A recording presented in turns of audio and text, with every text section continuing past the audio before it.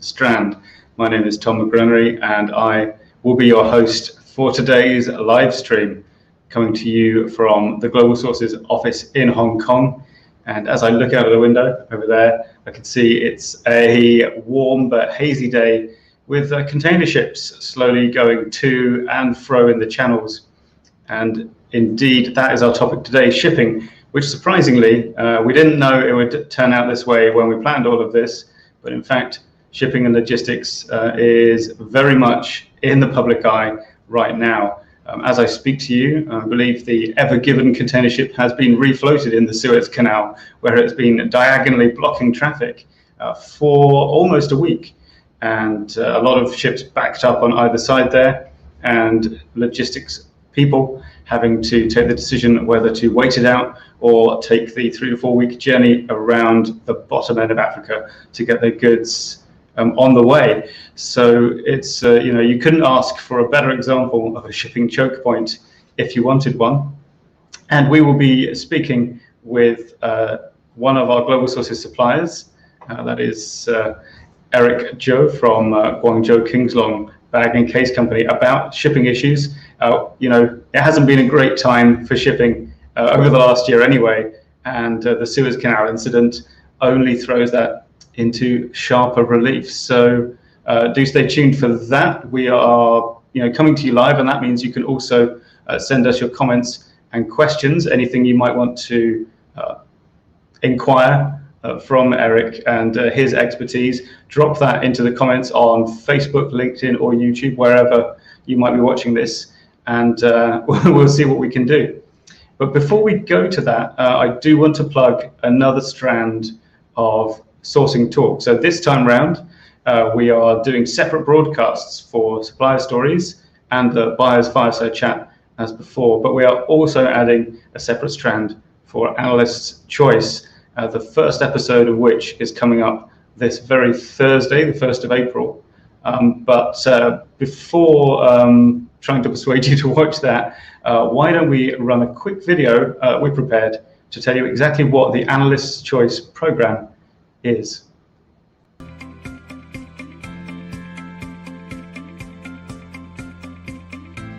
Analyst's Choice product is like a remarkable product personally picked out by analysts like myself based on that product's specifications or based on the latest trends. We pick the ones that are new, that are standouts, that are innovative. Just think of it like a seal of approval. So you'll know immediately that the products are cool, new, and innovative when you see the AC logo on the product. You can find it in some product profiles in Global Sources and of course in Analyst's Choice articles. We're looking for newness and uniqueness. And we also take into consideration if the product is related to the current lifestyle, Or those that come from emerging categories or trends. and if the product is sustainable, if they're eco-friendly. High demand product categories or things that are trending or about to be. Number one, we have domain knowledge. So the industries we cover, we know all about them. They know the products even before they are released in the market. So in so doing, we also provide information by that that buyers can benefit from. And help buyers identify the most important products in their industry. Because we're always asked to write about the latest and best and most innovative products every week. So our brains are always refreshed as to what is hot, what is new, what is trending.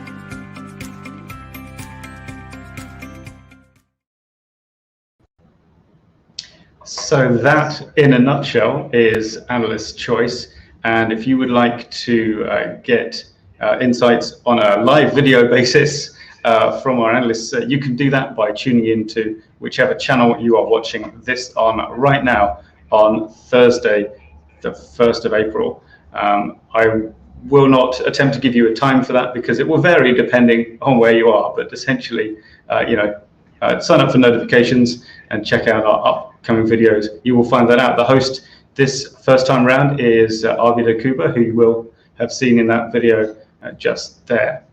Now, on to the supplier stories for today. Our panel discussion. Well, it was going to be a panel. Unfortunately, our other guests had to drop out due to last-minute complications, and so we will, in fact, be having a one-on-one discussion with Eric Zhou, who is sales manager at Guangzhou Kingslong Bag and Case Company.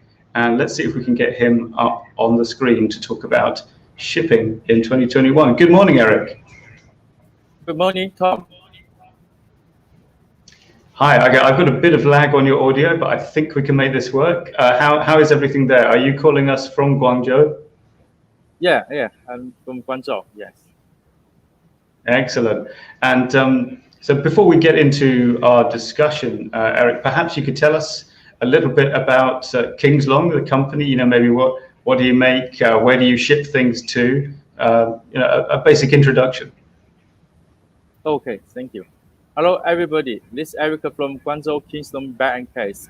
Our company is one of the Chinese professional letter bag, letter backpack, letter sleeve, trolley case, and different bag and case manufacturer.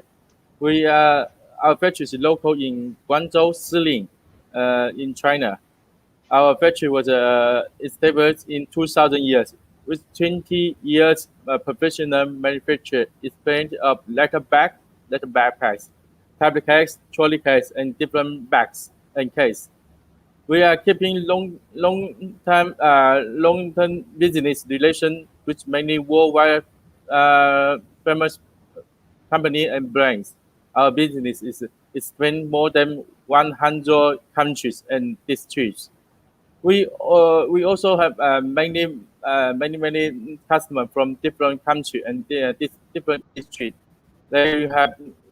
We keep a long-term business with them, and we got a good feedback from all of the customers. Not only from our bags, also for our service, our shipment, everything.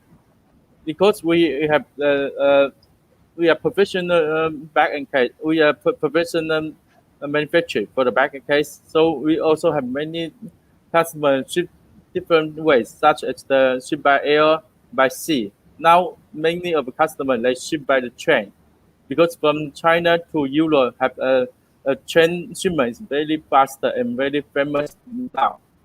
So today is very happy. I come here to talk with Tom about the shipment in 2021.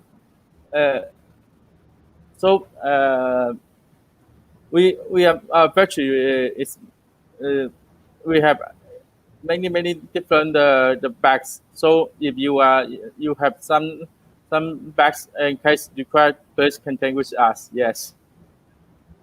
All right, fantastic. Yeah, I can see some particularly flashy-looking bags behind you, Eric. In fact, that's I remember seeing some of those digital display bags at the Kingslong stand. I think back when we had Global Sources exhibitions, because we could have exhibitions. So that's fantastic. Let's get right in. More than 15 years. Yes. Yeah. Oh wow. Really? Oh, that's even longer than I have been at Global Sources. Fantastic. Yes. All right. So okay, let's get on to our topic.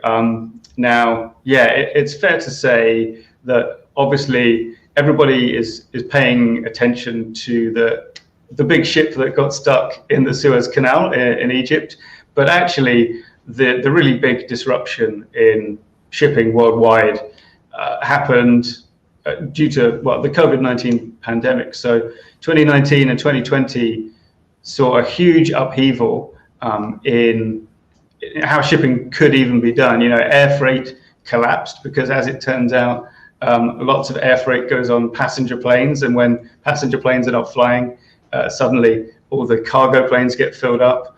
There were issues with sea shipping as well, and as you mentioned, rail sort of maybe emerged as something that hadn't been that attractive previously, but suddenly, because it existed and was working, maybe became much more attractive.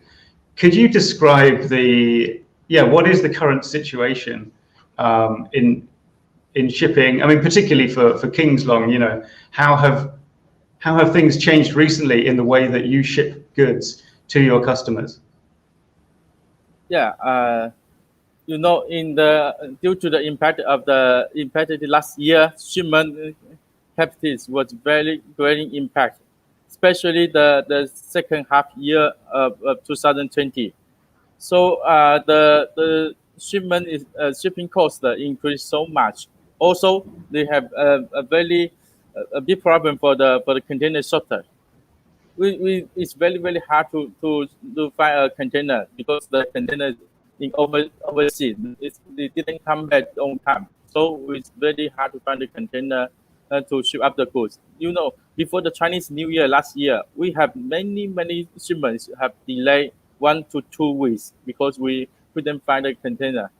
Uh, we due to this way, as I have mentioned before, we ship up the goods by air, by sea, and now we have a new choice for the railway from China to Europe. The railway shipment is very huge for now. By our bags, as you know, our bag is very big. It's a big size. It's oversized the goods. So if we ship by the air, it's very expensive. The cost maybe is more than the cost the price for the bags. So we usually of the bag is shipped by the sea, by the sea. So but due to the sea. Now the seas, the container is shortage. Also the sea is very slowly. Maybe it will take about 1 month or to 40 days. But many of the customers from Europe, so we have suggest our customer can use the railway shipment. In this way, they will save the time or save the cost. So this way is the good solution for the shipment to the Europe. We suggest to our customer. Yes. Yeah, I see. How does shipping by rail on trains, is it a lot more expensive than by sea, or No, or is it sort of halfway between air and sea? it's between air and sea, but it's much faster than the sea. It's much cheaper Right. than the air. Yeah. Yeah. I mean, but that does that only work for European customers, or if you were shipping to, say, North Africa or to South America, would you do a train and then ship on, or is that not really worth the time? Now the train is from China to Europe. So most of the railway shipments we suggest the customer is the Euro customer. No, the America in other country we suggest to keep the sea shipment because the sea shipment is more useful. It's more popular. More in now. It's more popular. It's more useful. Yes. Yeah, that makes sense. Of course, yeah, Europe has a pretty dense rail infrastructure at the far end, so it's going to be much easier to, deliver it from, in that kind of last mile that we talk about. Okay, that's the current situation then, and this is the thing, we've been talking about emerging from the pandemic for about as long as the pandemic has been going on, right? So let's not get ahead of ourselves, I suppose, but presumably shipping is in some ways going to return to something like it previously was. Maybe air freight will return, or at least that's what I'm assuming here. Do you think that's the case? Do you think, say, rail transit is here to stay? Do you think air freight is going to recover? And if so, is that going to happen in the next 6 months, a year, 10 years? What do you see coming and changing in shipping? I think that the shipment will have a big change in the future because now most of because most of the customers from Europe and USA in the North America, So we usually ship by sea, by air, and now we some of the goods were shipped by the train. But there also is a big market of Africa, and the South America is a big market for the they have a huge they have a huge require for the bags, everything they have, but the shipment is a big problem. they they didn't have most of the customers from America and South America and Africa. They couldn't to buy, the quantity. They're asking maybe a small quantity, but if a small quantity you ship up to the Africa and South America is a huge cost. So many of the forwarder they think how to solve this problem. So they have to have a warehouse in the Africa and Africa. They open the company and to keep a warehouse, big warehouse, to have the customer and have the forwarder to uh, to ship up the goods and keep the goods in their warehouse and to ship to different country. In this way, many customers from Africa and South America they have a chance to have small order and to got the goods which low shipping cost. Yes. Yeah, that's a great recommendation. I mean, my next question on the list is, what should buyers be on the lookout for? So I guess one thing to look out for is this kind of way to consolidate your orders with other buyers in your region, I suppose. And I guess if a customer comes to you to King's Long with a small order, are you able to recommend a forwarder or a warehouse like this for their market? Yeah, because we have many customers. They are asking the small order now. More and more the customers they are asking the small, such as 300 piece, 500 piece. So we must to help them to solve this problem, the shipment cost, the shipment problem, to keep the shipment cost down. Yeah, that's great, because I think quite a few buyers who are watching this might be thinking, it's great to be advised to find a forwarder, but how do I do that? And the answer is, ask King's Long or ask your supplier. They will know. They'll know who other customers are using for those freight forwarding and consolidation services. Well, actually, still on the what should buyers look out for. When we had our quick rehearsal last week, I remember, Eric, that you mentioned the suggestion of kind of preloading some orders, like planning ahead for orders later in the year. Could you talk about that a little bit? Yeah, I had before the customer many of our customers they place the orders one by one.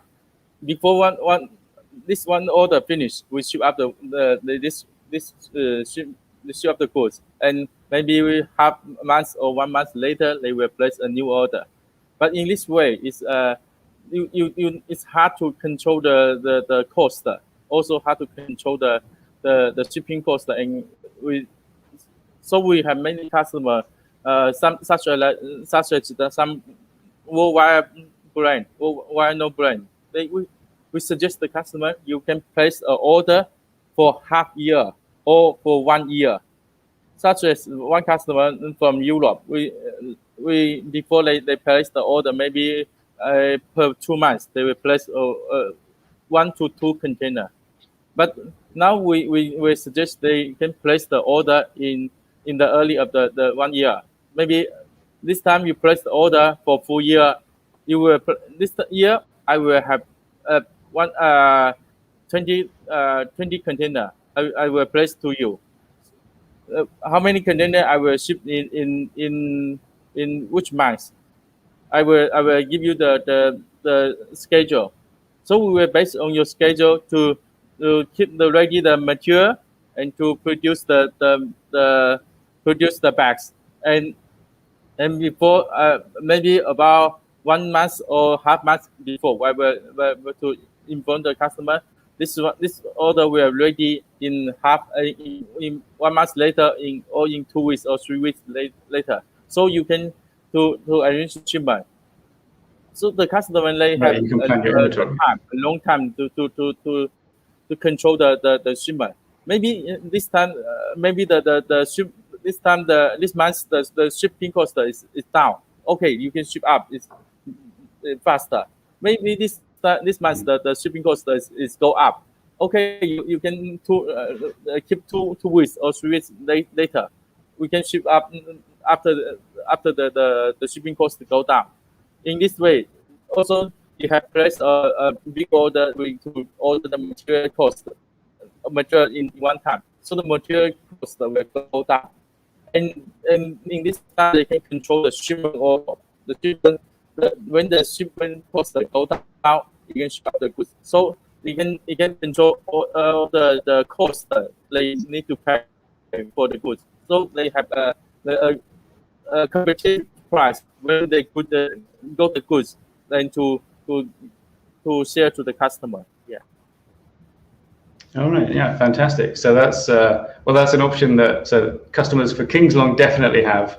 And if you're working with other suppliers, for example, if you're not even sourcing bags but a different kind of product, that's something you could discuss with your supplier. And then maybe if they don't already do it, they could start doing it. So that's some tips for things for buyers to be on the lookout for in terms of shipping. But to kind of come towards the last part of our discussion then, Eric, can I ask you, what can buyers do to help you? As in, are there things buyers can do to make the supplier's life easier when it comes to shipping? Or what are some mistakes people make that they could avoid and save everybody some problems? They have the problem is the big price for the shipment. All the shipment we need to ship through up the forwarder. Most of the customer before most of the customer they use the forwarder is from their country, and they could find an agent in China. But as you know, in China, if you use the Chinese forwarder, because you know that the Chinese forwarder also is very, very professional. They will know the require of the supply and the customer. So we suggest many customers they can to try to use the Chinese forwarder. The Chinese forwarder they will also can find a good agent in the customer in the country of the customer. But in Chinese forwarder they will know where they can do very well to keep the cost down. In Chinese they can thinking many ways to keep save the cost. They can help the factory and the customer how to save the cost. So we suggest the customer they can try to use some Chinese forwarder. They will help you to control the goods. It's very easy to find a big warehouse in China to keep the goods and to put together. It's also good for the small order customer. They can to find in the one country. They can in one city or something to find a different customer the goods to ship up together in a container to save the cost. Also, they mainly the forwarder in the overseas they have office something to have the customer to ship up to deliver the goods by deliver the goods one by one. So we suggest the customer they can try to use the Chinese forwarder. It's really they can have you to save a big cost for the shipment. Yeah, sure. That of course makes sense. Bit of the local expertise. So start that process from near the factory and bring it outwards towards the destination instead of the other way around. So okay, yeah, brilliant. Lauren, anything in the comments, or are we nothing? At least nothing shareable on screen in the comments. So all right, that's brilliant. Well, Eric, thank you so much for this enlightening chat. It's always good to talk to experts like yourselves to get the inside perspective from the suppliers side of the business. So, I mean, well, that's it really. Thank you very much for joining me today. I wish you all the best, and I hope that sometime soon we can maybe meet in person at an exhibition in the real world instead of online. But until that day, thanks very much, and goodbye for now. Okay, thank you. Bye-bye. Bye, Eric. Okay. So that was Eric Zhou of Guangzhou Kingslong Bag and Case Company. If you would like to get in touch with him, or indeed probably more likely one of his colleagues, you can use the links below this video wherever you are watching it click on the one that's for Kingslong. It will take you to globalsources.com, where you'll find their supplier profile page and a whole catalog of the products they make, and you can contact them directly through the website there, or indeed just go to globalsources.com and search for them there. I will be back next week with another episode of Supplier Stories at the same time. That's 10 a.m. on Tuesdays in Hong Kong, and I don't know, time zones are changing right now around the world, but you'll figure it out. And of course, do not forget this Thursday, the 1st of April, it's no April Fool's joke. It is in fact the very first Analyst Choice live stream hosted by Arvi de Cuba. So please tune in for that, and she will be speaking to Isa Rodriguez about the latest trends in mobile electronics tech, as well as taking you through some of the most in-demand products in that market. So all it remains then for me to say is goodbye, and thanks for watching.